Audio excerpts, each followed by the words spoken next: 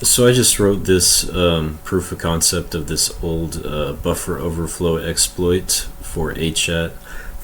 It's a pretty old CVE, as you can see here, so it's nothing groundbreaking, but I just wanted to demonstrate what clean exploit development could look like. A lot of hackers, they write some of the messiest exploits, so this is just trying to maybe inspire some people and set a new standard, but we'll just get right into it. You can, if you want to test this out, I'll put the GitHub link in the description, but you can, if you have a Hack the Box subscription, you can just go to Chatterbox, and that's what we are running this on.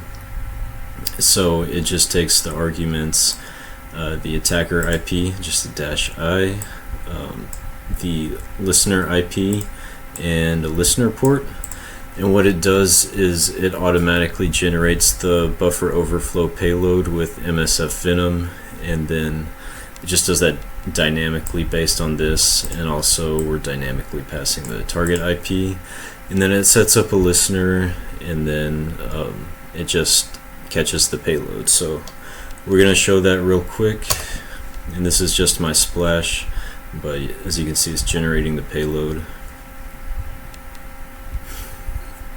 So it generated, it's listening on port 9393, it sent the payload, done, and yeah, it just caught it right away, that easy. So where am I?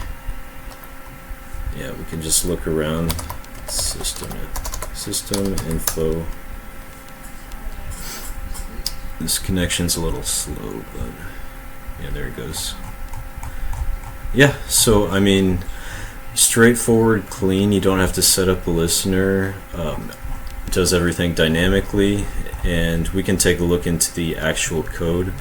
But yeah, also Control-C, catch. There's no stack traces being thrown, so I see a lot of exploits throw a lot of stack traces for no reason. Just, you know, put in a try except block and catch it.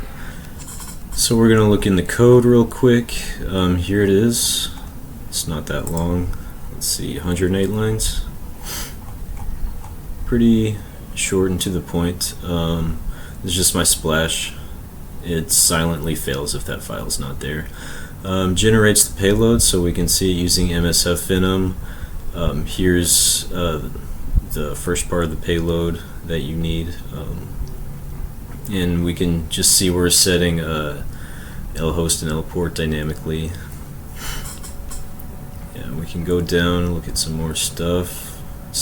We call this in a thread, so it just starts the listener in a thread. And here are all the arguments. Our port, you can actually change that too, but that's the default. That's the default port the service runs on, and that's pretty much it.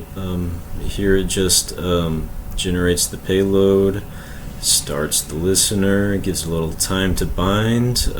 This is just buffer overflow details. Yeah, it sends the payload, and then down here, here's that try and accept block.